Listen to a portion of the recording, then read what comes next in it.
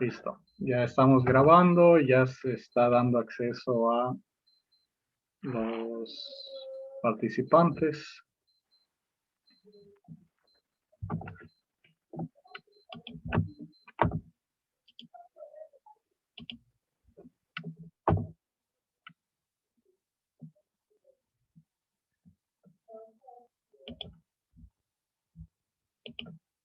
Ok, pues vamos a iniciar.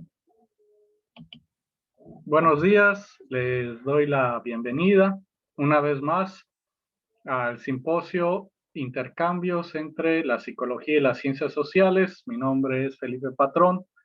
Les doy la bienvenida y agradezco su interés por parte de la UABC, particularmente de la Facultad de Ciencias Humanas, del Cuerpo Académico Psicología y Educación y del Laboratorio de Investigación Experimental del Comportamiento, que somos los organizadores de este evento, de este simposio.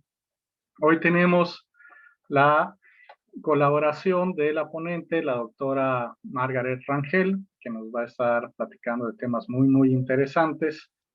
Agradecemos su asistencia y su amabilidad al darnos un poquito de su tiempo, que seguramente está muy ocupado, pero eh, seguramente lo hace para apoyar a todos los estudiantes, en particular a los de la UABC, para que conozcan un poco de la investigación científica que se hace desde la psicología y que puede tener impacto también en otras ciencias sociales o que tienen algún tipo de relación con las ciencias sociales.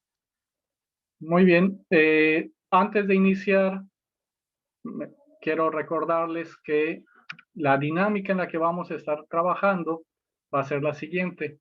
En el chat vamos a estar anotando las preguntas que se formulen por parte de ustedes para posteriormente de que la ponente termine, hacérselas saber leyéndolas, ¿no? Además, también en el chat vamos a estar compartiendo una liga para las personas que estén interesadas en obtener una constancia de asistencia. Llenen el formulario y de esa forma, cuando finalice el evento, se les va a enviar la constancia. También les recuerdo que las ponencias se están retransmitiendo en la página oficial de la Facultad de Ciencias Humanas para los que no puedan entrar en este momento específico.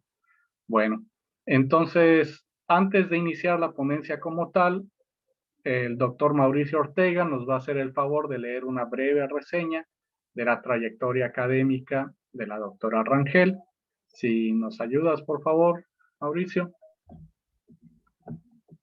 Buen día a todos, espero se encuentren bien. Les voy a hablar un poco de la doctora. La doctora Margaret Melina Rangel Cárdenas es originaria de Tuxtepec, Oaxaca. Actualmente es investigadora de la licenciatura y maestría en psicología de la Facultad de Ingeniería y Negocios Guadalupe Victoria, en esta casa de estudios, la UABC. Previamente trabajó como profesora investigadora de la UPN, la Universidad Pedagógica Nacional, en la unidad 202. Obtuvo la licenciatura y el doctorado en Ciencias del Comportamiento por la Universidad Veracruzana. Su trabajo de investigación se ha desarrollado en dos líneas principales: la adquisición de conceptos y el estudio de las relaciones interindividuales. En el área de adquisición de conceptos cuenta con un artículo publicado y un capítulo de libro, ambos derivados de su tesis de licenciatura terminada en el 2011. En el área de estudio de las relaciones interindividuales se encuentra desarrollando una línea de investigación en relaciones de poder desde el marco disciplinario de la sociopsicología. En su tesis doctoral realizó estudios experimentales relacionados con el establecimiento del poder en contingencias compartidas, línea de investigación que continúa hasta el momento. Actualmente cuenta con un grupo de investigación de estudiantes denominado Investigadores en Formación, Psicología Básica Experimental. En este grupo participa en la dirección de tesis de licenciatura y asesora en los diferentes proyectos de investigación de estudiantes. Y además ha realizado diversos eventos dentro de la universidad, dentro de la Autónoma de Baja California. Recientemente uno muy importante con ponentes bastante destacados. Sin más, cedo la palabra para que continuemos. Muchas gracias, Mauricio. No queda más que pasarte la palabra, Margaret. Muchas gracias de nuevo por haber aceptado. Estoy seguro que va a ser enriquecedora tu ponencia para todos nosotros. Hola, pues bueno, muchas gracias a Felipe, al doctor Felipe y al doctor Mauricio Ortega. Primero que nada, gracias por la invitación y por la presentación también. Bueno, pues sin más voy a dar inicio a la exposición para que, bueno, tampoco nos extendamos tanto. Entonces, bueno, yo denominé mi ponencia la sociopsicología, el aporte experimental de la psicología al estudio de lo social. Como hemos ido viendo a lo largo de las ponencias, bueno, hay varios tipos de psicología experimental y varios tipos de aportes que se han hecho desde ella al estudio de lo denominado social, ¿no? Que pueden ser muchas cosas. Entonces, pues la acoté, ¿no? Entonces, ahí puse entre paréntesis el aporte de la psicología interconductual al estudio de lo social.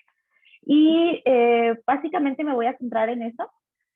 Voy a dar una breve introducción un poco distinta. Este es un texto, un fragmento de un texto de Ruy Pérez Tamayo, donde habla quién es el investigador, ¿no? Quién es el científico. Y lo presento porque esto va a dar pie a lo siguiente que vamos a hablar, de cuál es el objetivo, ¿no? De este tipo de psicología y este tipo de estudio del comportamiento social. Habla de quién es el investigador y quién es el científico, y empieza contándonos un poco que el interés primario de este tipo de Homo sapiens es el conocimiento per se. El investigador quiere saber cómo está hecha y cómo funciona la naturaleza. Es obvio que con objetivos tan imprácticos y etéreos, este tipo de Homo sapiens tiene muy poco futuro en el seno de una sociedad que ha decidido seguir la línea dura con la ciencia, a la que solamente apoya si trabaja en problemas nacionales prioritarios y si además promete resultados positivos dentro de un calendario aceptable. Pero a pesar de la ínfima opinión oficial sobre la relevancia del investigador científico, hasta hoy no ha sido posible sustituirlo con ningún otro elemento, sea humano o electrónico. ¿Por qué estoy hablando de esto? Ayer creo que fue el ponente de ayer por la tarde el que hizo la mención de que a veces en psicología se piden egresados que hagan magia o que hagan de todo. Si leemos los perfiles de egreso de las diferentes universidades, el egresado debe hacer todo tipo de psicologías y aplicar en todo tipo de áreas, ¿no? Entonces, yo quiero hablar de un perfil específico de psicólogo que tiene que ver con el psicólogo investigador, el que hace ciencia, y específicamente con el que hace ciencia básica. Esta puede ser un área no muy popular, como lo señala Ruy Pérez Tamayo, pero no obstante, como él mismo dice, es un área que es insustituible, ¿no? No se sustituye con ningún otro elemento y podemos ver ejemplos de ello en diferentes campos, ¿no? Por ejemplo, el hecho de que se hable de que la vacuna del COVID se desarrolló muy rápido. Bueno, hubo mucha investigación en ciencia básica desarrollada con mucha anterioridad que permitió que cuando se presentó un problema específico, todos los resultados se pudieran integrar para la solución del problema específico. Pero todo esto fue a partir y gracias a la ciencia básica. Entonces, yo quiero hablar un poco de qué es la ciencia básica y si hay un nivel de la psicología que pertenece a la ciencia básica. Entonces, bueno, estamos hablando del científico y aquí presento una frase de Skinner que escribió en su texto de, ahí está mal la cita, es 1978, creo que ahí puse la cita de una reimpresión. Pero en este texto de Conductismo y Sociedad, él se defiende, ¿no? Empieza hablando de todas las críticas que ha recibido como psicólogo experimental al hablar del comportamiento social y en sus palabras dice que a menudo se señala que me he especializado en la conducta de ratas y pichones. Y generalmente se considera que como resultado mi juicio acerca de la gente está desviado, pero cuando menos un 60% de lo que he publicado se relaciona con la conducta humana. La cita continúa y se las dejo para quien guste leerla, pero voy a resaltar una segunda parte que dice: no resultaba necesario creer que hombres y mujeres eran como ratas y pichones para empezar a ver más fielmente el mundo en el que viven. ¿De qué extraigo esta posición de Skinner? Los psicólogos experimentales, y especialmente los psicólogos experimentales que nos dedicamos al análisis del comportamiento social, somos criticados por todos lados, ¿no? Por los psicólogos que se dedican a procesos, al estudio de procesos básicos, ¿no? Como de, bueno, ¿qué es lo que realmente estudiamos? Recuerdo múltiples presentaciones en las que yo pronunciaba el nombre de sociopsicología y algunos pares eran como socio qué, psico qué, socio qué, o sea, bueno, pues no es tan difícil aprenderte un nombre. Y por otro lado, por aquellos que hacen estudio del comportamiento social desde trabajo de campo, desde la resolución de problemas sociales, que es diferente al análisis experimental de lo social. Y bueno, pues me gustó leer este apartado de Skinner y lo quería rescatar porque parece que los psicólogos experimentales en lo social siempre partimos de una posición de que tenemos que defender lo que hacemos, ¿no? Y argumentar por qué es importante, cuando, como dijo Rui Pérez Tamayo, el trabajo de ciencia básica en cualquier área es fundamental. Que se me olvida que se pone la flechita. Entonces, no me voy a detener en los antecedentes de la psicología en el estudio de lo social. Hay muchos, yo enlisté algunos, pero he visto las presentaciones pasadas y supongo que la mayoría de los presentes las han visto, entonces no me voy a detener. Creo que voy a mencionar solo al primer autor, que no he escuchado que hagan mención de él, que es Gustave Le Bon, quien habló en su texto de la psicología de las masas. Es de los primeros psicólogos, bueno, él es médico, viajó por diferentes continentes, África, Asia, ¿no? Entonces pudo comparar diferentes culturas como grupo, o sea, como masas, o incluso muchedumbre, se ha traducido así. Y lo que él encontró fue que dentro de esas masas, dentro de ese grupo de personas que se comportaban como una sola cosa, hay un nivel psicológico en eso, ¿no? Él en ese entonces pues estaba muy en boga el psicoanálisis, por lo cual, y que era la psicología de la época para Gustave Le Bon, es francés, en ese momento, pues eso es a la psicología a la que él recurrió, ¿no? Que era la que él escuchaba el psicoanálisis y explica un poco el funcionamiento de la psicología desde las más anteriores. El segundo punto es Skinner, del que se ha hablado bastante en las diferentes presentaciones. Ahí yo lo único que quisiera rescatar de la postura skinneriana es que no debemos olvidar que Skinner tiene una alta influencia en las nociones darwinistas de evolución y selección natural, ¿no? Cuando habla de selección de culturas, y tanto Skinner como Darwin, bueno, podemos hacer varias críticas en cuanto a lo que tiene que ver con la selección de culturas, pero incluso esto lo podemos dejar para la sección de preguntas. Bueno, de Glenn se habló ya algo. Ella buscaba incluso en algún punto una integración con el denominado materialismo cultural de Marvin Harris. Bandura también con el análisis sobre el aprendizaje social de la agresión. Tiene como puntos muy importantes. Y pues la teoría de la facilitación social inició con los experimentos de Tripler, relacionado con cómo se mejoraba el rendimiento de ciclistas cuando estaban en presencia de otros, que su rendimiento aumentaba. Y bueno, también está pues no exactamente la contrapropuesta, pero sí de los que hablan de la inhibición social, de qué pasa cuando el otro está presente y la ejecución en las tareas es menor. Y bueno, eso lo plantea Alport en el 24. Entonces, podemos ver que la teoría de la facilitación e inhibición social, cada una por su parte, tratan más bien del efecto que tiene un organismo presente en la conducta individual, porque lo que se mide ahí es la conducta individual. Es decir, si el organismo responde mejor o peor si hay un organismo presente. Y bueno, ahí también podemos ver que se ha hablado por la influencia de la presencia, tan solo la presencia del otro, o también relacionado con la coerción del otro, ¿no? Como en los experimentos de Milgram, por ejemplo. Y pues la teoría del intercambio social, que estuvo muy de moda incluso cuando yo estaba haciendo mi tesis, ahorita no la he escuchado tanto últimamente, pero ha estado muy presente, que tiene que ver con los juegos cooperativos y no cooperativos, el dilema del prisionero, ¿no? Y en esta aproximación experimental lo que vemos es una influencia, aquí puse influencia económica, pero no tiene que ver con eso, y era una influencia de la perspectiva o desde el punto de vista económico, ¿no?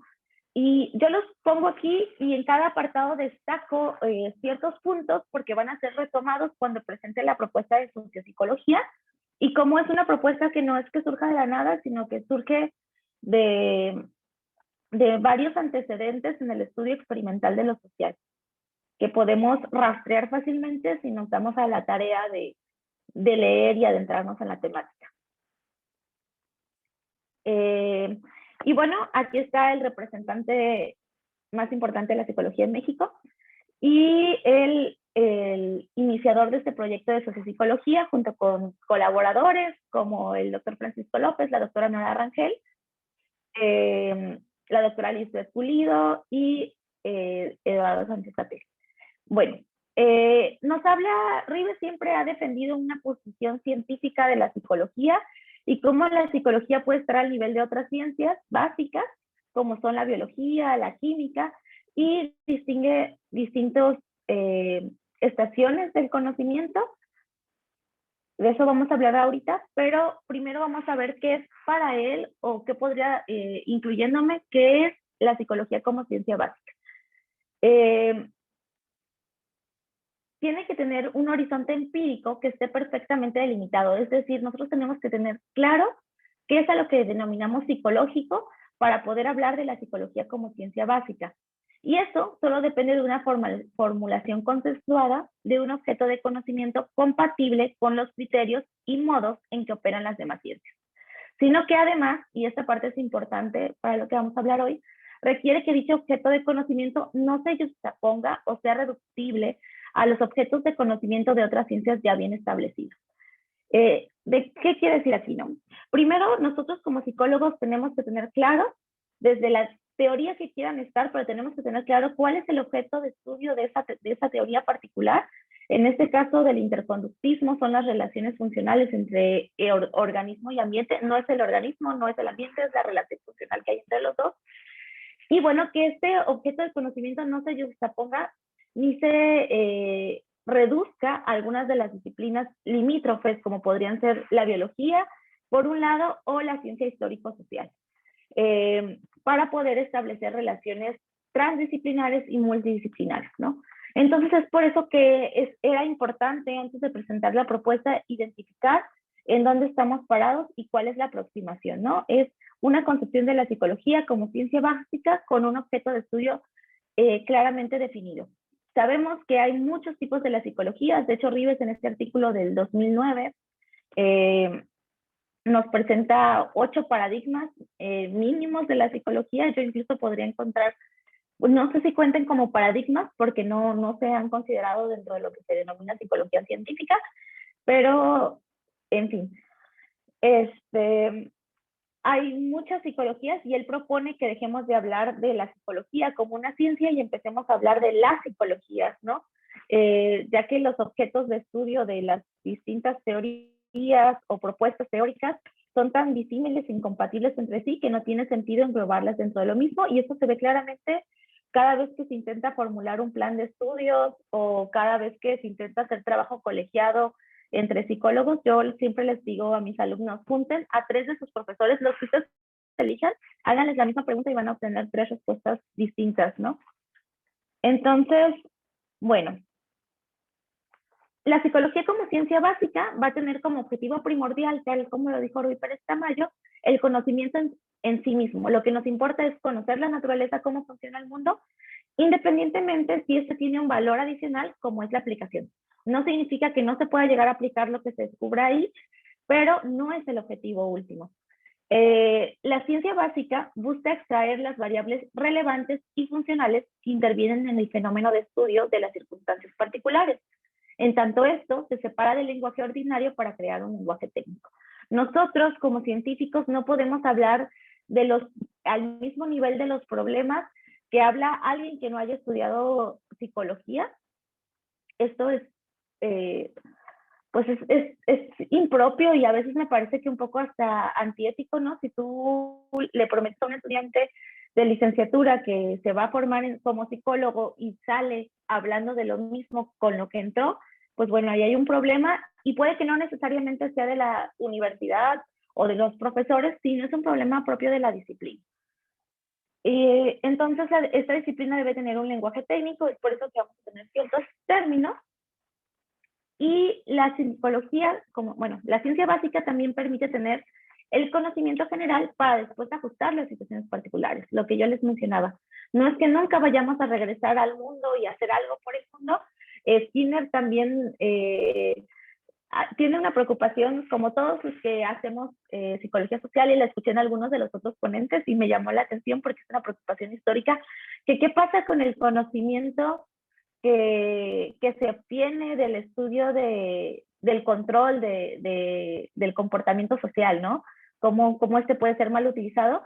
Skinner hablaba que casi siempre las personas que han utilizado el control para, no sé, para generar un mal en la humanidad, siendo un poco moralistas, han sido personas que no estudian psicología como ciencia básica, que no hacen experimentos de laboratorio, que la mayoría de los psicólogos experimentales, si lo analizan, eso lo citó Skinner en el 78, somos personas que buscamos una mejora para la sociedad, ¿no? Y que la mayoría de los principios en ciencia básica, los principios conductuales aplicados, han tenido un beneficio para la población, ¿no? Para el aprendizaje, para las personas con discapacidad, entre muchas otras áreas de aplicación que podemos encontrarle. Entonces, sí, la ciencia básica puede llegar a aplicarse, pero en el momento en el que se realiza, no ese es el objetivo es conocer, y esto da base a que después, en situaciones concretas, tengamos principios generales que aplicar. Bueno, es la base de la intervención basada en evidencia. Sabemos que hay muchos tipos de intervenciones que no se basan en evidencia, intervenciones que sí.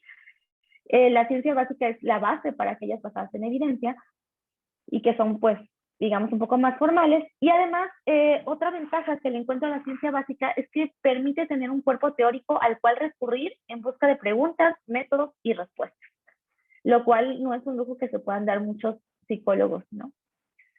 Y voy a explicar un poco de las estaciones categoriales para ubicar dónde estamos. Igual esto se plantea en el artículo que señalo del 2009. Creo que se llama La psicología como ciencia básica, ¿cuál es su universo de aplicación? Y se plantean 5 estaciones categoriales, cada una con un lenguaje distinto y que tiene una función distinta, ¿no? Primero está el lenguaje ordinario, que es el lenguaje que usamos todos los días, psicólogos, no psicólogos, estudiantes, no estudiantes, para comunicarnos, ¿no? Si yo le digo, muchas gracias, Felipe, por la invitación, no importa que sean psicólogos o no, todos entendieron que estoy agradeciendo y que gracias por la invitación, ¿no? No hay más que explicar. Nadie me está diciendo, ¿a qué te refieres con gracias, no? ¿O a qué te refieres con invitación? Listo, se entiende en la práctica misma. La segunda estación categorial está relacionada con la historia natural de los términos. Aquí es un nivel de abstracción distinto. Nos separamos de una sola situación particular y analizamos cuáles son las características funcionales de distintas situaciones particulares todavía, pero analizamos cuáles son las semejanzas y diferencias entre esas distintas situaciones en el uso de un término, ¿no? Los términos del lenguaje ordinario relacionados con lo psicológico son todos estos términos relacionados con lo mental, ¿no? Ya se ha mencionado también la memoria, el aprendizaje, el pensamiento, la inteligencia, etcétera. Bueno, en este nivel de términos, en el caso de la inteligencia se haría un análisis de cómo se ha utilizado este término, en qué situaciones, cómo se ha estudiado, etcétera. Y este sería el nivel, la estación categorial 2 de Historia Natural del Término. El 3, que es al que debemos aspirar y no siempre llegamos, es el nivel del lenguaje técnico, donde se abstrae de toda situación particular. Yo siempre pongo un ejemplo bien fácil porque conozco poco de otras ciencias básicas. como es el ejemplo de la gravedad, ¿no? Podemos empezar en el lenguaje ordinario viendo objetos caer y hablando sobre ellos, se me cayó tal, etcétera. Después se puede hacer una historia natural de esto, de cómo es que, en qué momentos hablamos de ese término, pero en el lenguaje técnico de adaptación es totalmente separado de esas situaciones particulares, y en este punto hablamos de lo que tiene que ver con esos aspectos que detectamos que tenían en común todas esas situaciones, pero ya lo vemos desde un punto distinto que tiene que ver con una teoría, ¿no? Y ahí podemos ver como el concepto de gravedad, que sí es cierto que se instancia en objetos particulares cayendo, pero no se refiere a un objeto particular cayendo, ¿no? Y que para entender lo que son las leyes de la gravitación universal, tenemos que tener un conocimiento teórico más amplio, ¿no? Que hablar de objetos cayendo. Entonces, pues se aspira a que pase lo mismo con la psicología. Muchos han argumentado que no se puede porque somos parte de nuestro propio objeto de estudio. Bueno, ahí les recomiendo mucho la lectura de Ray, quien plantea cómo no existe un mundo privado desconocido ni para el investigador, ni para el sujeto mismo que lo vive, ni para el que está enfrente de ti, ¿no? Tú puedes saber cuando una persona está triste observando, pero pues ese es otro tema. Entonces, en el cuarto nivel, y es en el que nos vamos a ubicar, tiene que ver con el nivel multidisciplinar y transdisciplinar. Una vez que tengo un lenguaje técnico, abstracciones de situaciones particulares, puedo ver, y un objeto de conocimiento propio de mi disciplina, en este caso la psicología, puedo ver cómo ese objeto de conocimiento establece distintas relaciones con otras disciplinas. Y ese es el nivel multidisciplinar. El nivel transdisciplinar trata de cómo se agrupan estas disciplinas para resolver algún problema. Pero bueno, la sociopsicología es una multidisciplina y es lo que nos vamos a centrar. Los antecedentes de esta línea de investigación datan pues desde los artículos del 2001 de Ribes, López y Rangel. En el 2008 es una línea de investigación que desde mi punto de vista, obviamente es una, porque formo parte de esta línea de investigación, es una línea de investigación que ha sido muy sólida a lo largo de la historia, ¿no? O sea, las personas siguen participando dentro, los creadores siguen vivos y vigentes participando en esta línea de investigación, y es obvio que como en toda buena línea de investigación, el pensamiento se ha ido transformando y cambiando algunas cosas que se plantearon en un inicio, ya no se plantean de la misma manera, resultado de las investigaciones experimentales y el análisis teórico que está hecho. Y bueno, ya con la propuesta de sociopsicología, que yo me adjunté a ella cuando estaba estudiando mi doctorado, y fue cuando se estaba escribiendo justamente el libro de Ribes, Pulido, Rangel y Sánchez Gatel. Y bueno, pues el último nivel, nada más para su conocimiento, es cuando volvemos al mundo, y ahí sí es cuando podemos solucionar problemas específicos y diseñar proyectos de intervención en problemas específicos para ayudar a personas particulares. Pero no debemos buscar, dice Ribes, que parte del problema de la psicología es que se difunden todos estas 5 estaciones categoriales, estos 5 lenguajes. Nosotros queremos pasar del lenguaje ordinario a resolver problemas, ¿no? Sin pasar por una historia natural de los términos o un lenguaje técnico y una multidisciplina, ¿no? Los problemas del mundo casi nunca son puros, ¿no? Entonces, es importante por eso ver como todo, la ciencia es una abstracción. Entonces, los problemas del mundo requieren que se vuelva a integrar diferentes aspectos que se analizaron previamente. Y ya en este punto, a los 32 minutos, les voy a empezar a contar qué es la sociopsicología. Es una multidisciplina que se encarga del estudio de las relaciones interindividuales dadas bajo contingencias institucionales. Bueno, ¿qué es una multidisciplina?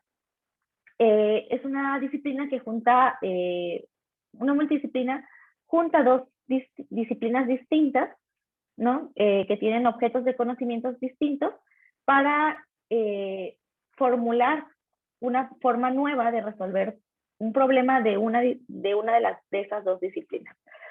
En la multidisciplina en la sociopsicología tenemos a la ciencia histórico-social y a la psicología. Desde esta perspectiva muy particular que vamos a tratar, vamos a hablar que la ciencia histórico-social tiene como objeto de estudio las formaciones sociales. Con la ciencia histórico-social pasa lo mismo que con la psicología. Hay muchas perspectivas teóricas y bueno, habrá personas que, no sé, hagan sociología y que no se sientan identificados quizá con esta definición o economía o digan, no, lo mío es esto. Aquí se integra una propuesta de Wallerstein que habla de que no debemos separar a las distintas ciencias que estudian a las formaciones sociales, como son la jurisprudencia, la sociología, la historia, la politología, la antropología, la economía y la lingüística. Wallerstein, Rives, y seguramente podríamos encontrar otras referencias, hablan de que todas estas disciplinas fundadas y separadas por la existencia de la universidad en el siglo XIX y XX, realmente tienen un mismo objeto de estudio, solo que tienen visiones analíticas diferentes. Esto es muy cuestionable, puede ser muy cuestionable, pero aquí se presenta así, de que el objeto de estudio de todas estas diferentes disciplinas son las formaciones sociales y que debe ser integrado en una única disciplina que sería la ciencia histórico-social. Entonces, esa ciencia histórico-social va a ser lo que le va a dar el prefijo de socio a la multidisciplina de sociopsicología, y la psicología, en este caso, como sufijo, tiene como objeto de estudio a las relaciones funcionales entre un organismo con sistema nervioso, con sistema reactivo y su ambiente, la cual utiliza el modelo de campo y el método experimental. En este caso, en la multidisciplina se toma el objeto, bueno, esto ya lo expliqué, la sociopsicología realmente lo que va a hacer es tomar los problemas de la ciencia histórico-social y resolverlos con el método experimental de la psicología. Y aquí se los pongo un poco más, de manera más esquemática. Socio aporta el problema de investigación desde una perspectiva materialista ampliamente concebida y conceptos como formación social y trabajo, y la psicología por su lado va a aportar el método experimental de laboratorio y conceptos como contingencia, lenguaje, instituciones y el modelo de campo. Les voy a mencionar algunos postulados propios de la disciplina. Solo un momento. Primero, debemos tener en cuenta que la formación social siempre es resultado de una práctica histórica específica, que surge y se reproduce como costumbre y que se transforma a partir de las consecuencias y cambios que produce su práctica constitutiva. No hay determinación biológica en la formación social, no es que nosotros tengamos una tendencia a o para, ¿no? La práctica misma es la práctica entre individuos en el lenguaje es la que va generando las formaciones sociales. Aquí se aclara que la formación social está basada y consiste en prácticas convencionales, es decir, compartidas, no aleatorias. Es importante aclarar que no es que cualquier cosa, que todo lo que hagamos sea absurdo. Es absurdo en el nivel en que no es determinado biológicamente o no existe un deber ser de las sociedades humanas, pero más bien es convencional, ¿no? Yo les pongo el ejemplo del 14 de febrero, ¿no? Celebres o no el 14 de febrero, tienes una opinión del 14 de febrero, incluso si dices que es una absurdez. ¿Por qué no hablas así de, no sé, el 25 de febrero o no sé, el 10 de junio, no sé? O sea, ¿por qué no tienes una opinión sobre esas otras fechas? Porque finalmente hay una convención de que ese día puede o no haber algo especial, pero los individuos tienen prácticas convencionales relacionadas y compartidas relacionadas con esa fecha. Entonces, eso es a lo que se llama prácticas convencionales, aquellas prácticas y que siempre se dan en el lenguaje. Desde esta perspectiva, y es muy importante señalar, no hay comportamiento social en individuos animales. Es totalmente en individuos humanos, dado que el lenguaje es lo que permite que haya prácticas convencionales compartidas, y ahorita vamos a hablar un poco más sobre esto, y además permite la creación de las instituciones. Las relaciones interindividuales son siempre prácticas institucionales, que son las instituciones, y ahí es donde es importante el lenguaje, son prácticas colectivas autorreferidas. ¿Qué es la universidad? ¿Qué es el Estado? Pues lo que hacemos en relación con la universidad o el Estado y lo que hablamos de lo que hacemos con eso, ¿no? ¿Cómo es que escribimos textos completos sobre la función del Estado o hacemos análisis sobre cómo funciona el aprendizaje en las universidades, en las aulas? No solo es hacer lo que hacemos, sino lo que hablamos sobre aquello que hacemos, y esa autorreferencia a la vez afecta lo que hacemos y lo que hacemos afecta esa autorreferencia, ¿no? Y aquí me gusta rescatar, porque yo creo que no, les digo, esta propuesta tiene distintas bases y creo que rescata muchos puntos que autores interesados en el estudio experimental del comportamiento social han destacado. Por ejemplo, Le Bon habla de la importancia de las instituciones desde 1985 para explicar lo psicológico y dice, los hombres se gobiernan por ideas, sentimientos y costumbres, elementos que constituyen nuestra esencia. Las instituciones y las leyes son la manifestación visible de nuestro carácter, la expresión de sus necesidades. Al ser su consecuencia, las leyes y las instituciones no pueden cambiar este carácter. A mí me parece muy interesante la perspectiva de Le Bon, porque por mucho tiempo se ha hablado de que las instituciones pues, sí nos moldean, sí nos afectan, esto es un hecho, pero también él rescata la importancia de cómo la práctica interindividual, no individual, sino la práctica entre individuos. Yo siempre les digo que el cambio social no es de yo voy a cambiar el día de hoy, sino es cómo cambio yo mis relaciones con los otros y con las cosas que están a mi alrededor. Y esas son las instituciones, ¿no? Individuos haciendo cosas en relación con cosas, ¿no? Y con otras personas. Y hablando de eso, ¿no? Entonces son prácticas colectivas autorreferidas. Y bueno, Le Bon habló de su importancia cuando hablaba de cómo funcionaban las masas. También Skinner habla de que la cultura es un medio ambiente social completo en el cual los individuos mantienen algunas contingencias y las instituciones mantienen otras.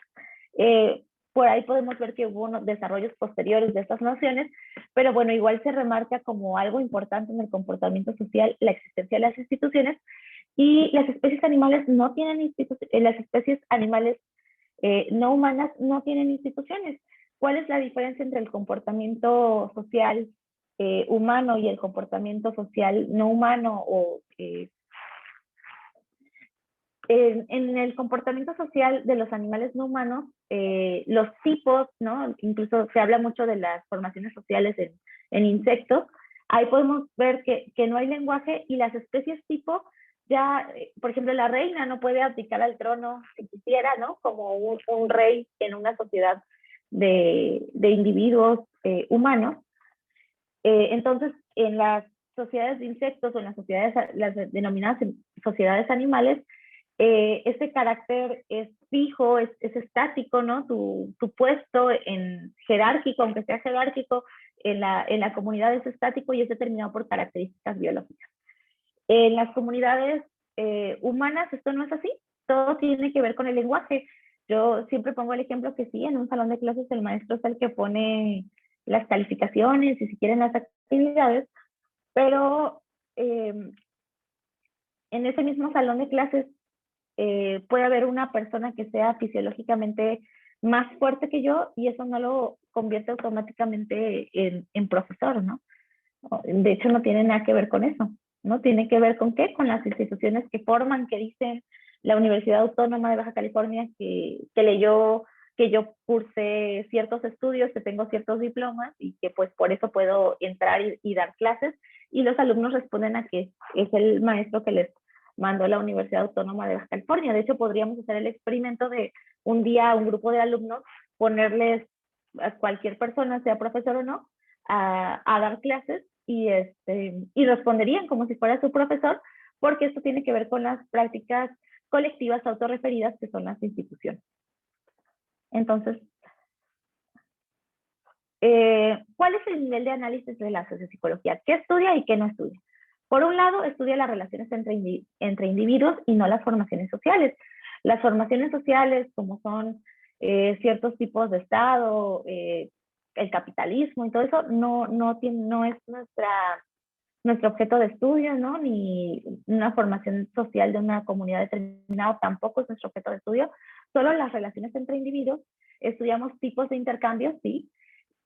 No estudiamos los modos de producción, son distintos los tipos de intercambio, los modos de producción. Ahorita les voy a hablar de los tipos de intercambio que hemos identificado. Los tipos de intercambio tienen que ver con estas relaciones funcionales que hablaba en ciencia básica, también aplican aquí. Estos elementos funcionales que se pueden presentar en diferentes modos de producción pero que no asemejan o que no tratan de imitar un modo de producción, sino más bien es esa abstracción que se puede encontrar en ciertos tipos de modo de producción que han existido o que podrían existir, pero son los elementos funcionales de eso. Y finalmente, bueno, aquí ya les voy acercando un poco de mi tema, que es el estudio del poder, y se ve desde una categoría modal en situación, y no se estudia el poder de gobernanza, ¿no? Yo no estudio el poder que tiene el presidente de la República ni cómo lo lleva a cabo, ¿no? Sino más bien el poder como una categoría modal. Ahorita les voy a explicar qué es una categoría modal, pero en conclusión, la sociopsicología comprende el estudio de las relaciones entre individuos que son componentes, pero no idénticas a las prácticas colectivas que constituyen las instituciones como estamentos funcionales en las formaciones sociales. Las instituciones son prácticas colectivas autorreferidas, pero las relaciones interindividuales solo son cortes o segmentos moleculares de dichas prácticas. Yo no estudio a la universidad, yo no estudio al Estado, yo estudio las relaciones entre individuos que se dan bajo ciertas contingencias institucionales, y no necesariamente diría, pues yo voy a estudiar las relaciones que se dan entre individuos en la Universidad Autónoma de Baja California. Voy a estudiar más bien las relaciones entre individuos que se dan en ciertos tipos de contingencias funcionales que pueden tener elementos parecidos o semejantes a los que se presentan en la Universidad Autónoma de Baja California, pero no son homólogos a ella, ¿no? Y bueno, Ribes habla de 3 contingencias que son intercambio, poder y sanción. Las primeras se refieren a las relaciones entre individuos establecidas en la producción mediante trabajo y apropiación de bienes y servicios. Las contingencias de poder, que se refieren a la organización y gestión de la producción de estos bienes y servicios y de la apropiación y distribución de las ganancias. Las contingencias de sanción están relacionadas con la justificación, autorización o penalización de la conducta realizada. Señalo el segmento que yo voy a estudiar, que es la intersección entre intercambio y poder. ¿Por qué voy a estudiar este segmento? Desde nuestra perspectiva y históricamente hablando, las contingencias de intercambio son la base para y el fundamento material para la existencia de las contingencias de poder y sanción. Entonces yo voy a estudiar esta intersección. ¿Cómo se empieza haciendo esta aproximación? Y ahí retomo con lo que empezaba, ¿no? Por el punto donde empecé. Bueno, pues se hace un análisis, ¿no? De cómo se utilizan estos términos. Yo aquí les pongo algunas expresiones, como por ejemplo, ¿en qué situaciones utilizamos el término poder? Lo que hizo el expresidente es un abuso de poder. La discusión entre académicos es una pelea de poder. Impartir justicia es responsabilidad del Poder Judicial. No puedo pasar la materia. Es necesario que las mujeres se empoderen. Querer es poder. Quien vive de la anonimidad no puede hacer un desaire al Poder Supremo, entre otras. Entonces, en esta presentación vamos a responder qué tienen en común esas expresiones. En la primera columna les pongo la expresión que les mencioné y luego a qué está haciendo referencia, ¿no? En la primera está haciendo referencia al Poder Judicial, que es un organismo que ejerce la potestad jurisdiccional, es decir, tiene la capacidad de aplicar la ley en un caso concreto, puede hacer que otros hagan. En la segunda, lo que hizo el expresidente es un abuso de poder, quiere decir que utilizó sus facultades o capacidades como gobernante para hacer cosas que no debía. No puedo pasar la materia, hablo de falta de habilidades y o tiempo para hacer lo necesario para aprobar la materia. Cuando digo querer es poder, quiero decir que poder es un hacer, ¿no? Si quiero, puedo, entonces quiero, lo hago. Es necesario que las mujeres tengan poder sobre su propia vida. Bueno, las mujeres pueden hacer y tomar decisiones respecto de sí mismas en el contexto en que viven. La discusión entre académicos es una pelea de poder. Aquí quiero decir que la discusión entre académicos es una lucha para ver quién puede hacer cosas o hacer que los otros hagan las cosas que un grupo quiere. Entonces hacemos una pequeña clasificación. Estos no fueron el análisis que hice en un primer momento, es más bien con intenciones didácticas. En el primer tipo de poder, cuando hablamos del poder judicial, aunque es un tipo de poder hacer que otros hagan, es un poder institucional formal. En el segundo tipo tiene que ver con el poder como habilidades o capacidades institucionales. En el tercero, con habilidades o capacidades personales en un contexto determinado, es decir, individual. En el otro es igual capacidades personales y es una expresión genérica dicha en contexto, ¿no? O sea, depende, es una expresión tan genérica que depende del contexto, como hemos hablado en todos los casos de las expresiones del lenguaje ordinario. Las últimas dos tienen que ver con el poder hacer en relación con uno y los otros en un contexto determinado. Y es ahí donde se sitúa nuestro análisis del poder.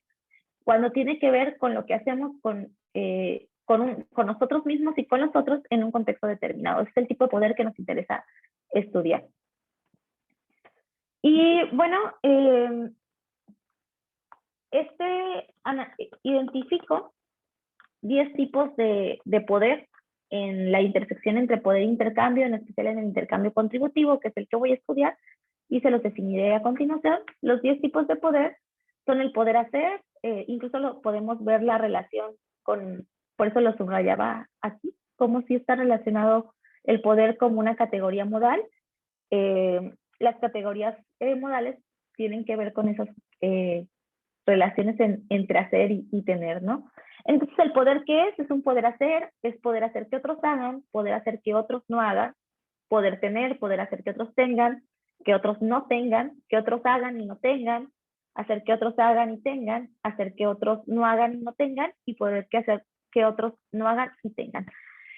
Aquí puede sonar como más un trabalenguas que una explicación, pero podemos pensar en los diferentes ejemplos que se nos ocurran sobre el uso del término poder en las relaciones entre individuos. Por ejemplo, yo puedo hacer que otros hagan y tengan si soy el jefe de un grupo de trabajo, los pongo a hacer cosas y en resultado hago que obtengan ganancias.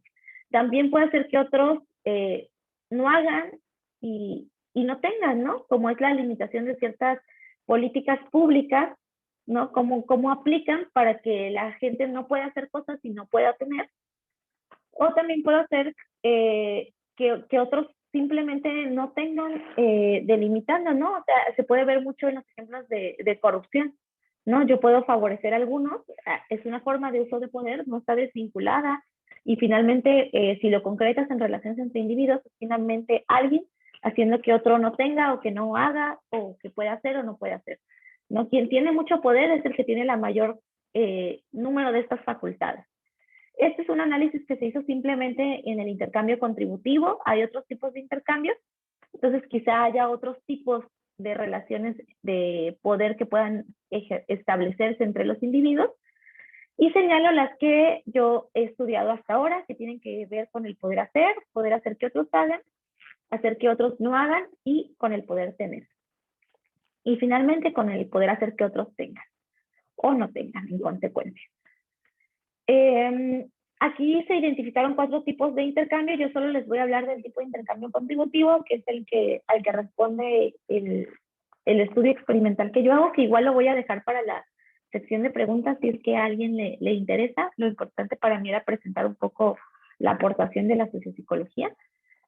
Y el tipo de intercambio contributivo, la producción se caracteriza por la asistencia mutua en las labores cotidianas, la apropiación de los productos del trabajo, es de tantos participan y es inmediata. Además, no existen excedentes acumulables individualmente, de acuerdo con Rivers, el intercambio contributivo se caracteriza por su carácter interpersonal, es decir, en cuanto a responde a entidades singulares. Esto debido a que en este tipo de intercambios se da típicamente, aunque no exclusivamente, entre las personas en el interior de pequeños grupos, generalmente asociados con el proceso consanguíneo o simbólico, como las familias, ¿no? En este tipo aquí es importante y no lo mencioné, las instituciones, podemos hablar de instituciones formales e instituciones informales. Las instituciones formales son aquellas donde lo que importa son las relaciones de tipo impersonal, es decir, no me importa cuál es el nombre propio de la persona, sino cuál es su rol, cuál es su función, por ejemplo, profesor-alumno, presidente-ciudadano, reportero-entrevistador, etc. En cambio, en las instituciones informales, como más relacionadas con las determinadas por la cultura, como son la familia, la amistad, el noviazgo, si bien es cierto que hay roles establecidos, y yo no le voy a decir papá a cualquier papá genérico, ¿no? Como sí le puedo decir maestro a cualquier maestro genérico. Sin embargo, identifico, y lo importante de la relación, de esa relación informal, es que sea esa persona particular. Y en el intercambio contributivo es más de este tipo, el carácter interpersonal tiene que ver más con grupos pequeños. Podemos identificar, tratando de particularizar esta abstracción a una situación concreta, podrían ser los grupos de nómadas, ¿no? De cazadores y recolectores. Y bueno, en este tipo de relaciones, muchos autores, algo muy interesante de la sociología, y lo cual considero que la hace una rama muy atractiva, es que conjunta aportaciones y descubrimientos que se han hecho en las diferentes disciplinas que hemos denominado ciencia histórico-social, y a la vez los aportes experimentales. Por ejemplo, muchos experimentos en antropología han hablado de que las relaciones establecidas en pequeños grupos es más probable que se encuentren conductas prosociales, ¿no? Como Hinders y Gruben en el 91, que definieron las conductas prosociales como cualquier conducta dirigida a beneficiar a otros, evitando caer en el clásico problema de si el comportamiento fue genuinamente desinteresado o egoísta.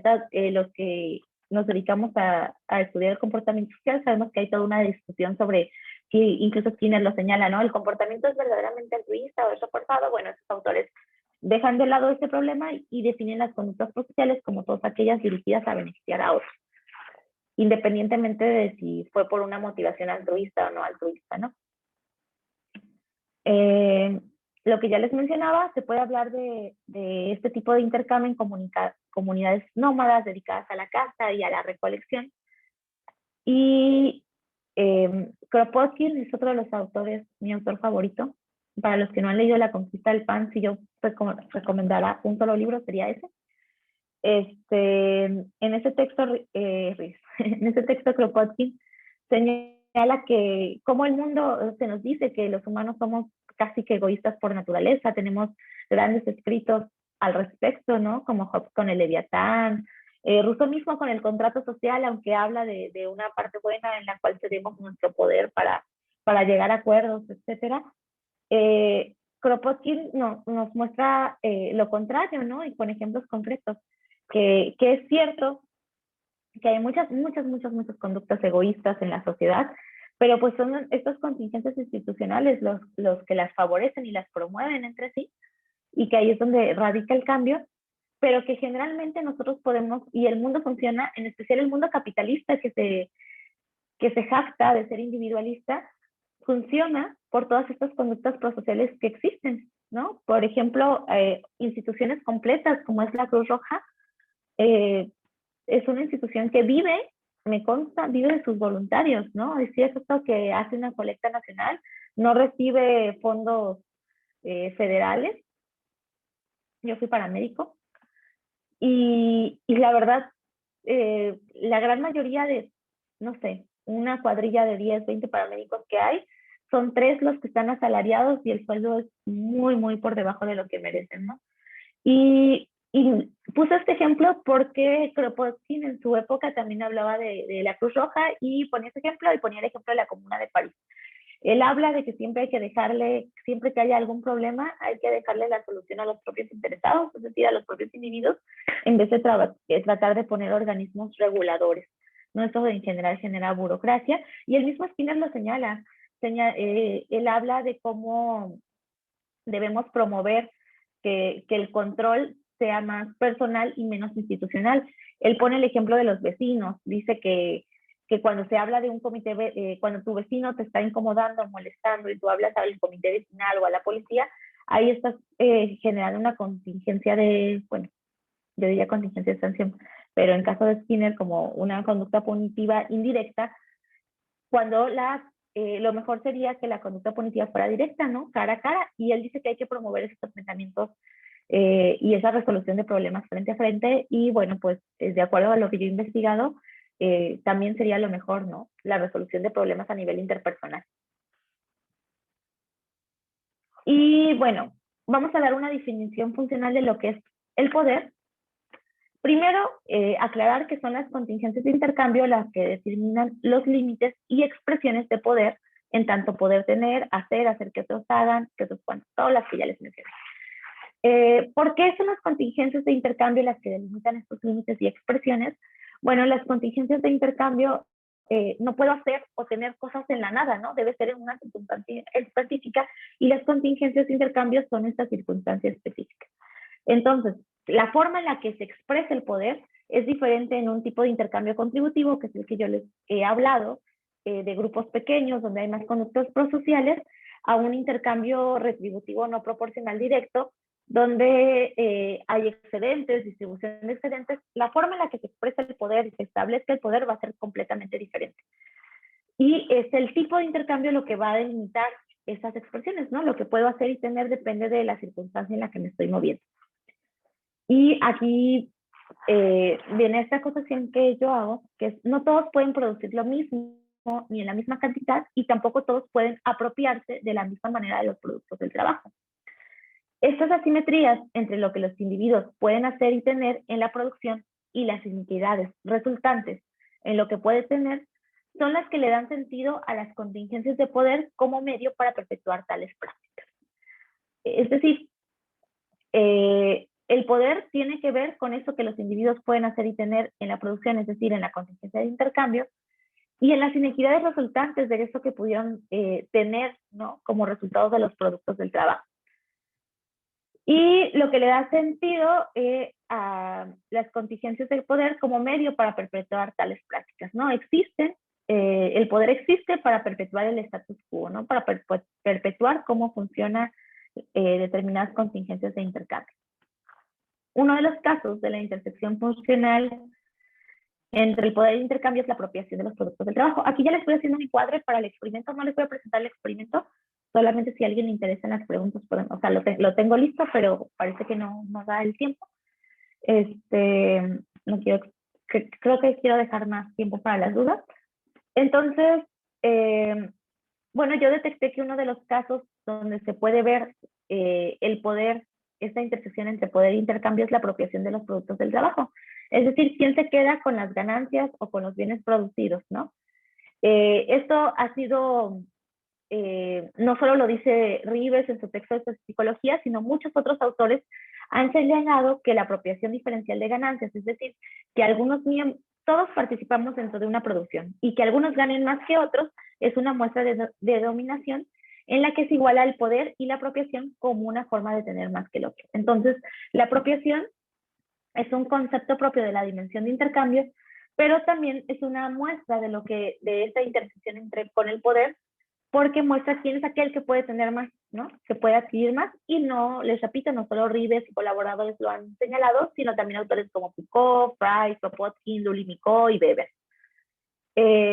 La apropiación diferencial de los productos del trabajo ha sido justificada socialmente por la disponibilidad o propiedad asimétrica de los recursos y herramientas, por el esfuerzo realizado y la especialización requerida para el trabajo. Es decir, ¿cómo justificamos que alguien gane más que otro? Por un lado, lo justificamos por quién es el dueño de los recursos y las herramientas. Por otro lado, por el nivel de esfuerzo que involucró su trabajo. Y por el otro, la especialización que se requiere para ese trabajo. Ahí igual señalo varios autores que hablan de eso. Y bueno, pues el objetivo de mi línea de investigación es indagar cómo tales asimetrías entre, básicamente en el punto 2, aquí creo que puedo señalarlo con esto. Ok, en el punto 2 les estoy señalando mis variables. Y bueno, el esfuerzo. Y bueno, pero el objetivo de esta línea es indagar cómo tales asimetrías en la estructuración de contingencias de poder, tanto en la producción como en la apropiación, incluso cuando dicha apropiación es compartida, como lo es en el caso del intercambio contributivo. Es decir, cómo se establece el poder en una situación de contingencias compartidas, ¿no? En una situación donde todo es de todos, y si podemos encontrar el poder, qué tipo de poder hay, ¿no? Ese fue como el objetivo de esa línea de investigación. He hecho experimentos, bueno, aquí se los presento en otra diapositiva. El experimento 1 trató de la simetría y asimetría en la distribución y acceso a los recursos. Marx ha hablado mucho de esto, ¿no? En cuanto a medios de producción, de recursos y herramientas. Sabemos que las herramientas no es equivalente a medios de producción, pero bueno. En el establecimiento de las contingencias de poder. En el experimento 2, que de la línea de investigación que estoy realizando, se habla del efecto de las herramientas, y en el experimento 3 se conjuntaron tanto la asimetría de recursos como de herramientas en dos grupos, uno donde la apropiación es diferencial y el otro donde la apropiación no es diferencial. Y aquí es donde quizás suene ya un poco como confuso, pero es donde les hablaba de la importancia de tener términos técnicos, ¿no? Obviamente, la simetría y asimetría de recursos tiene que ver con quién tiene más recursos que la otra persona, quién tiene más herramientas que la otra, y la apropiación no diferencial y diferencial, es decir, la apropiación es no diferencial cuando los productos del trabajo son distribuidos de igual manera por todos los miembros de los que participan, y es diferencial cuando depende de lo que yo hice en ese trabajo, así le denominamos. Y el cuarto, que está en proceso, que tiene que evaluar, tiene que ver con evaluar el efecto de las asimetrías en la especialización, es decir, en los diferentes tipos de trabajo, en el mismo tipo de intercambio contributivo. Hay una cita que quería poner y la olvidé del artículo del 2008 de Rives y colaboradores, en el cual habla que esta propuesta de investigación te permite indagar a nivel de laboratorio algunos aspectos funcionales de diferentes formaciones sociales que han existido, pero también de formaciones sociales que por tópicas no han existido y quizá nunca existan. Y bueno, este es el caso de mi línea de investigación. Justamente habla de una utopía, ¿no? Donde los recursos y las cosas son compartidas, y queremos ver qué pasa, ¿no? En este tipo de contingencias, ¿no? De situaciones de poder. ¿Qué pasa con el poder? ¿El poder siempre es coercitivo o no necesariamente? Los resultados que tenemos hasta ahora es que, en efecto, ¿no? El poder no es solamente coercitivo, sino depende de la situación en la que esté, es la forma en la que se va a utilizar el poder, y eso lo podemos ver todos los días. Muchas personas tenemos diferentes niveles y grados de poder en diferentes áreas. Por ejemplo, muchas personas pueden tener mucha fuerza física y no van golpeando por el mundo, algunos sí, pero no todos. Muchas personas, por ejemplo, no sé, tienen ciertos cargos de poder y no necesariamente los usan para la corrupción, sino los usan incluso para ayudar a otros, ¿no? Ayudar a aquellos que tienen a su cargo. Y creo que el caso de los maestros que tienen cierto poder sobre los estudiantes, muchos de ellos lo usan o lo tratamos de usar pues para enseñar, ¿no? Es una forma de utilizar el poder para el bien, y creo que podemos enlistar muchísimos ejemplos. Pero les voy a comentar los resultados reportados de la línea. Pues para entenderlo sería bueno presentar el experimento, pero a nivel general, les voy a... Bueno, esta era la tarea, básicamente. Había dos parcelas con diferentes recursos. Este es el experimento 1. Esta es de una condición que se llama simetría de recursos. Esta persona, como ven, tiene más recursitos y esta menos. Y bueno, se trata de que los participantes pueden tener 4 tipos de respuestas distintas. Hay un botón de bloqueo que si el que está asignado a esta parcela puede seleccionar este botón, y entonces el otro participante no va a poder tomar frutos de esa parcela, lo puede activar o no. Y yo lo que les quiero mostrar, estos son los tipos de respuesta de los participantes. Los participantes podían tomar frutos de su parcela a su canasta, podían tomar frutos de su parcela y ponerlos en la canasta del otro, podían tomar frutos de la parcela del otro y ponerlos en su canasta, y podían tomar frutos de la parcela del otro y ponerlos en la canasta del otro. Entonces, regresando un montón.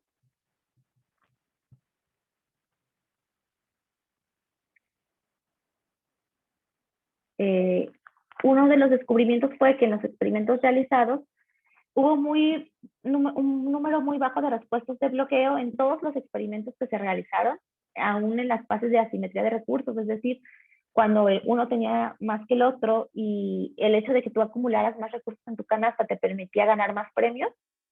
en una de las condiciones, en otra de las condiciones no importaba las que juntaras, eran dos grupos diferentes, no era el mismo grupo, dos grupos diferentes, que era el de apropiación no diferencial, es decir, no importa lo que hagas, ganas lo mismo, y en el otro, dependiendo lo que hagas, es lo que ganas. Entonces, a pesar de que un participante que eran 100 frutos, tenía 70 frutos, y si recolectaba los 70 ganaba más premios, podía bloquear desde el principio de la sesión, recolectar los suyos y darle finalizar a la sesión, y con eso quedarse con todos los recursos. No sucedió ni una sola vez, ¿no? Y las veces en que se presionó el botón, tenía muy poca duración el bloqueo, y no estaba relacionado con prohibirle la entrada al otro, ¿no? Entonces, en todos los experimentos, esto permite suponer que en el intercambio contributivo no tiene sentido negar el acceso a los compañeros del mismo grupo, dado que tanto los recursos como las ganancias son compartidos al no existir propiedad individual. Pasa en la familia, ¿no? O sea, en las familias donde generalmente hay buenas relaciones, aún así que te quedes con el cambio de lo que te hayan dado tus padres en algún momento, no es exactamente un robo, ni se trata ni se vive como tal, ¿no? O, no sé, por ejemplo, cuando se hacen las reuniones navideñas, dependerá de cada costumbre de cada familia, pero generalmente no se cuentan los pesos que puso cada uno de los invitados para acceder, ¿no? No es como cuando tú vas a otro tipo de eventos como un concierto, que cada lugar tiene un costo específico. Y la falta de efecto en la manipulación de la apropiación no diferencial y diferencial se puede explicar a partir de las restricciones propias del intercambio contributivo, específicamente por el elemento compartido de la apropiación. Como en este experimento toda la apropiación era compartida, aunque uno de los participantes en la apropiación no diferencial ganara más, el otro de todos modos ganaba algo en la situación de diferencial. Realmente no hubo grandes diferencias entre los dos grupos. Sí se encuentra más asimetrías en lo que se gana cuando la apropiación es no diferencial, pero las diferencias no son muy marcadas. En el tipo de intercambio contributivo y considerando la preparación estudiada, puede haber otras, se observan pocas diferencias entre si la asimetría se dio en los recursos o en las herramientas, dado que en dicho tipo de intercambio los recursos y herramientas sirven para el consumo dentro del mismo grupo y ambos son compartidos. Es importante recordar que en este no hay tipo de intercambio, no hay excedentes. Es decir, quedarte con recursos de más no te sirven para la siguiente situación, ¿no? Entonces, solamente es para consumo. Esa sesión ganas más y listo. Entonces, no hubo mucha diferencia y en general se encontró que la distribución de recursos fue simétrica, la apropiación de bienes se dio de manera no diferencial por parte de los participantes en la mayoría de los casos, lo que sugiere que la exposición a condiciones de asimetría en recursos y herramientas no son suficientes para sesgar las relaciones contributivas, al menos utilizando la preparación estudiada.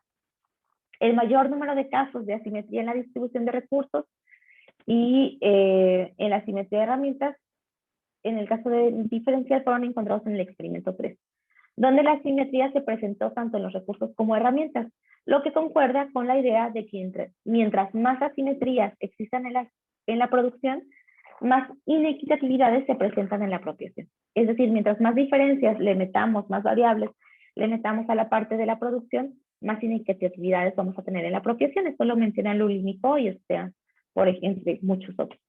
Se observó que las asimetrías en los recursos y en las herramientas entre los participantes fueron compensadas por conductas prosociales de colaboración y generosidad, tal como los mostraron los resultados de la presente investigación. Al menos bajo ciertas condiciones, los participantes presentaron conductas prosociales independientemente de las ganancias que pudieran obtener o el trabajo adicional que la emisión de dichas respuestas implicó. En el caso del experimento con herramientas, uno de los participantes tenía unas tijeras que le permitía recolectar más frutos por vez, lo que le daba mayor velocidad y poder terminar el experimento en menor cantidad de tiempo y ganar. Lo que hacía cuando terminaba de recolectar los frutos de sus parcelas era ayudar al compañero a recolectar los frutos del otro, ¿no? Es decir, ayudarlo con su herramienta, usaba su poder hacer con su herramienta para ayudar al otro. La herramienta no era transferible, pero él ponía incluso su fuerza de trabajo para ayudar al otro. Es una conducta prosocial. Y al parecer la presencia de herramientas como facilitadoras del trabajo lento más la aparición de respuestas de cooperación que las respuestas de generosidad. Y bueno, aquí planteo diferentes posibles líneas de investigación que se pueden derivar. Igual si quieren las vemos en la sección de preguntas, que no sé si si hay preguntas o hay tiempo para hacerlas. Pero bueno, les cuento, al principio se habló del grupo de investigación que llevo. Tenemos 2 estudiantes hasta el momento. Mi reconocimiento especial a Miguel, que es tesista y está trabajando en este tema de las relaciones de poder, especialmente en el intercambio retributivo no proporcional directo, que es un intercambio más complejo al que yo estudié. Manuel Antonio Cázares, que también se está iniciando en el estudio de poder. Edgar, que está haciendo, bueno, él busca formación de investigadores. Y bueno, el resto de los estudiantes están trabajando en un proyecto que no es mi fuerte, no es mi línea de investigación, pero estamos empezando en él, que tiene que ver con conducta alimentaria. Entonces, les dejo mi correo para cualquier duda, pregunta, y pues aquí estoy a la disposición. Entonces, no sé si gustan preguntas, comentarios, lo que se necesite. Muchas gracias, Margaret. Muy profunda y ordenada tu exposición. Te felicito y te agradezco de nuevo. En particular, a mi persona, creo que si tomamos el título del simposio, tu presentación creo que quedó perfecta. Se ve cómo desde una perspectiva psicológica llegas a temas como de Marx y Foucault, y lo que a veces en psicología se ve, pero no de esta forma ordenada como tú no lo estás presentando, que a veces yo creo es uno de los problemas, de que el psicólogo comienza a, a confundir las cosas, ¿no? Entonces, desde esta perspectiva, yo creo que, al menos yo, a pesar de que sí conozco el trabajo de Emilio Rives, no tengo cercanía con sociopsicología. He tenido estudiantes que se han acercado a preguntar y pues les digo que yo no sé. Entonces, estoy seguro que van a haber muchos interesados. Yo estoy seguro que al menos de mis estudiantes, espero se contacten contigo. Y de nuevo te agradezco. La ponencia demuestra pues un dominio tanto de la propuesta teoría de la psicología como de sociopsicología.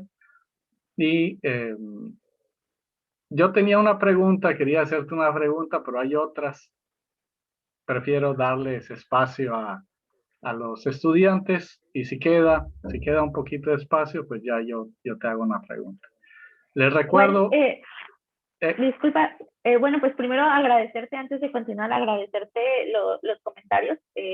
Yo te respeto mucho como profesor y como investigador, entonces no es muy importante que te haya agradado personalmente la ponencia. Y bueno, pues si no queda tiempo, nos podemos reunir después y pues ya sabes, la colaboración con los estudiantes puede ser conjunta sin problema. Claro, muchas gracias. Les recuerdo, las preguntas son en el chat, ustedes las formulan y nosotros las leemos para cuestiones de organización. También les vuelvo a recordar los de la liga. Para obtener la constancia de asistencia, solo la tienen que llenar una vez. Si ya entraron antes a otras ponencias y la llenaron el formulario, ya no lo tienen que hacer de nuevo. Entonces, pues vamos a pasar a la sección de preguntas. Hay muchos comentarios de que tu ponencia fue excelente. Yo estoy seguro de que va a llamar mucho la atención. Incluso te voy a enviar a unos alumnos que tengo ya directamente. Entonces, si nos puedes apoyar para la sección de preguntas, por favor, Francisco. Sí, maestro. Muchas gracias, doctora Margaret. Su ponencia fue muy amena. Comenzamos con la primera pregunta, que es de Manuel Antonio Cázares Martínez. Dice, hablando de las contingencias del poder y su análisis, ¿Qué opina del debate comunismo-anarquismo? Ok. Bueno, primero, gracias, César, por estar al pendiente de las preguntas. Manuel, ¿qué opino del debate de anarquismo y qué? ¿Comunismo-anarquismo? Sí, Ok. Bueno, pues los que ya me conocen, soy más cercana a la propuesta anarquista. Kropotkin era denominado el príncipe anarquista. ¿Y qué opino del debate? Creo que es un debate muy interesante y tiene que ver con la forma en la que se analiza y se concibe, en la forma en la que nos podemos imaginar que puede funcionar el mundo, ¿no? Ejemplos de anarquismos o de sociedades anarquistas hay muy pocos, ¿no? Hay muchos anarquistas, ha habido muchos anarquistas en la historia, hay personas anarquistas, ¿no? Pero sociedades anarquistas hay muy pocos. Podemos encontrar ejemplos que han durado cierto tiempo, como la Comuna de París, y te recomiendo que leas un poco sobre ella. Es un tiempo en el que los trabajadores de París tomaron todo París, las casas de París y todo eso. Obviamente estoy siendo muy sintética. Y empezaban a utilizar incluso la ropa de la gente adinerada y se distribuían toda la comida y se organizaron y hubo talleres por la mañana y por la tarde. Era un tipo Walden 2 que duró determinado tiempo. Y del comunismo, bueno, creo que ha sido el intento más cercano para crear sociedades un poco más igualitarias, ¿no? Donde generar contingencias un poco más compartidas. A mí me gustaría, Manuel, si te queda dudas, ya sea en este momento o si tiene que pasar a la siguiente pregunta, pero en otro, que identifiques de tu pregunta a qué parte del debate anarquismo-comunismo te refieres, ¿no? Porque para mí las dos son posiciones muy valiosas, solo que una ha tenido más posibilidades de realizarse que la otra. Yo me comprometo más personalmente, ¿no? No digo que esto deba ser para todos, pero personalmente me identifico más con los valores de la postura anarquista, pero ni siquiera significa que no me parezca la postura comunista, ¿no? Creo que el comunismo cubano en sus primeros años fue algo de la humanidad que debió existir por más tiempo, de no ser por el bloqueo económico de Estados Unidos. No sé si contesté o sí. sí, muchas gracias. La siguiente pregunta es de Yamne Dávila. Primero la felicita por la ponencia y dice que su duda surge a partir de la distinción entre poder tener y poder hacer. La distinción entre estas sería en términos de posibilidad de obtener como disponibilidad. En este sentido, ¿cabría también el análisis de aquello que se hace para poder tener? A ver, voy a tratar de buscarla porque me cuesta seguirla. Aquí que no está aquí. Okay. Dice, es entre la distinción entre poder tener y poder hacer. Ok. La distinción entre estos sería en términos de posibilidad de obtener como disponibilidad. En ese sentido, ¿cabría también el análisis de aquello que se hace para poder tener? Sí. Sí, la respuesta es sí, y ese es otro de los puntos de análisis, ¿no? Ustedes saben, en un experimento no se puede analizar todo, pero lo que pasa con el poder, o lo que me ha pasado a mí en mi experiencia, es que cuando tú analizas el poder, parece que todos los tipos de poder, los 10 tipos que yo identifiqué en el intercambio contributivo, están casi todos, ¿no? Lo difícil a veces es aislarlos. Entonces sí es muy pertinente hablar sobre aquello que se hace para poder tener. Tendría que tiene que ver con esta dimensión que identifiqué, con el poder hacer y poder tener, ¿no? Casi siempre van muy relacionados, pero el que vayan o no relacionados o que se rompa esta relación depende del tipo de intercambio en el que te encuentres. Por ejemplo, en el tipo de intercambio retributivo, proporcional, indirecto, que es el que tiene más semejanzas funcionales con el capitalismo, se rompe mucho esta relación entre aquello que haces y aquello que obtienes, ¿no? Por ejemplo, el trabajador del campo que hace mucho más que los profesores obtiene mucho menos que los profesores. Ese es un ejemplo. Espero haber respondido. Muchas gracias. La siguiente es de Eric Guerrero y dice, ¿cómo ha sido el trabajo de interlocución y cooperación con científicos o científicas sociales en la línea de investigación que comenta? ¿Qué trabajos multidisciplinares se han publicado al respecto de las propuestas que nos presentaste? Ok, bueno, desde mi experiencia yo no he tenido como mucho acercamiento con personas de otras disciplinas. Eh, el trabajo es multidisciplinar porque así se define teóricamente, ¿no? Es multidisciplinar no solamente porque, pues, establecemos contacto con personas de otras disciplinas, personas físicas, ¿no? O sea, como yo trabajando con un antropólogo, no lo he hecho, pero la línea de investigación sí ha tenido contacto. El, el, es un antropólogo, se llama Víctor Jakorzinski, y ha sido muy interesante. También el trabajo que ha hecho el doctor Francisco López, quizá no de manera formal, experimental, pero pues desde la jurisprudencia, y han salido tesis relacionadas con la sociopsicología, por ejemplo, de una abogada, y creo que ha resultado muy productivo. Yo puedo hablar poco porque yo soy psicóloga y yo me formé como doctora en ciencias del comportamiento, y mi experimento lo hice con psicólogos y lo evaluaron psicólogos. El único que era de otra disciplina fue el doctor Francisco López Valadez, y que desde la jurisprudencia lo que me criticó en su momento, lo que me señalaba, a él le parece todavía complicado hablar de unificar las diferentes disciplinas desde una perspectiva de la ciencia histórico-social.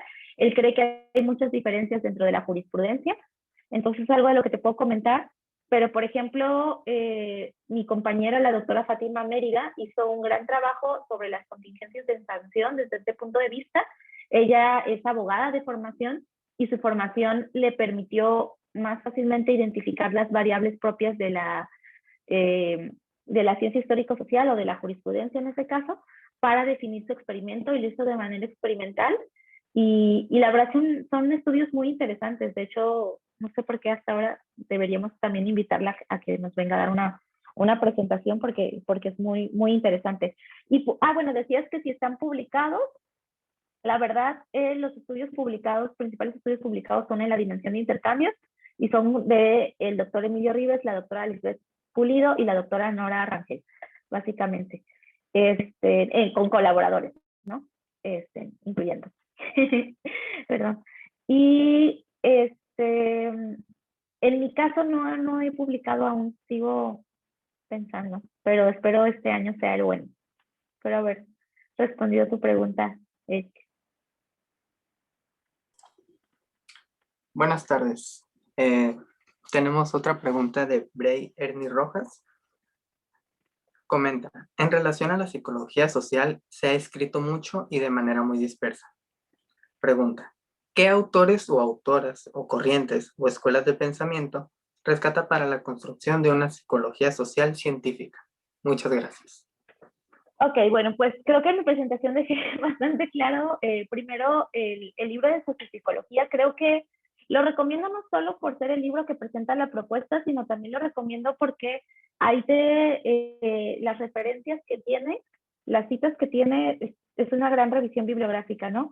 Yo puedo mencionar algunos de mis autores favoritos que me han ayudado a entender el mundo de manera diferente. El primero de ellos sería, no es por importancia, más bien es como por orden de pensamiento, sería Wallerstein, que nos habla de por qué no tiene sentido la división de las distintas ciencias sociales. Tiene distintos libros, Sin pensar las ciencias sociales. El Sistemas Mundo es el que yo leí, bueno, en el que recuerdo donde viene esta introducción. Para el análisis científico tienes que tener una teoría científica de la psicología primero, entonces por eso distintos artículos de investigación de Ribes, o el texto mismo de Ribes principal. También creo que es importante rescatar el trabajo experimental que han hecho otros psicólogos, aunque no sean de la perspectiva, pero como les mencionaba al principio, incluso releer los experimentos de Skinner, ver cuáles tienen sentido y por qué no tienen sentido, ¿no? En el capítulo 5 del libro de psicología, la doctora Nora Rangel hace un análisis muy profundo de esto, y que a mí me parece sumamente pertinente. También se hace un poco de manera más breve en el artículo del 2008 y del 2001.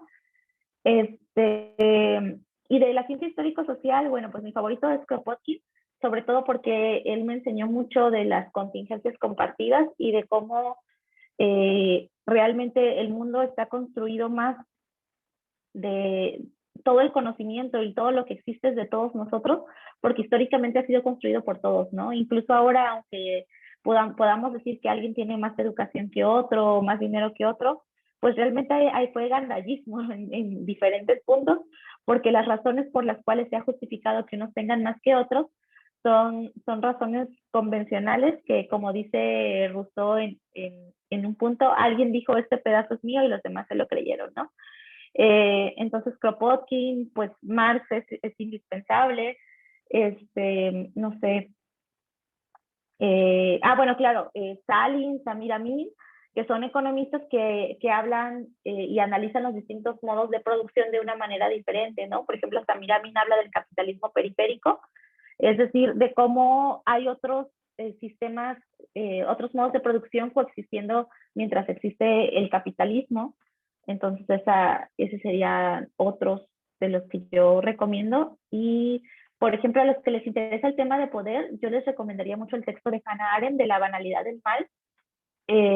Así, súper indispensable, ¿no? De ver cómo a veces el poder o lo que denominamos maldad tiene más que ver con no hacer nada y dejar que las cosas sucedan. Otra cosa importante de la línea, quizá ya se pasó el tiempo, perdón, pero en una ponencia que hice al respecto me preguntaban que para qué sabían que era ciencia básica, pero que para qué servía, ¿no? Y yo creo que quisiera rescatar que para lo primero que sirve el conocimiento en sociopsicología es para transformar a las personas que hacemos investigación relacionada con eso hacia buscar hacer un modo de ciencia también más compartido, ¿no? Y ver las ventajas que tiene comportarse de manera compartida y bueno.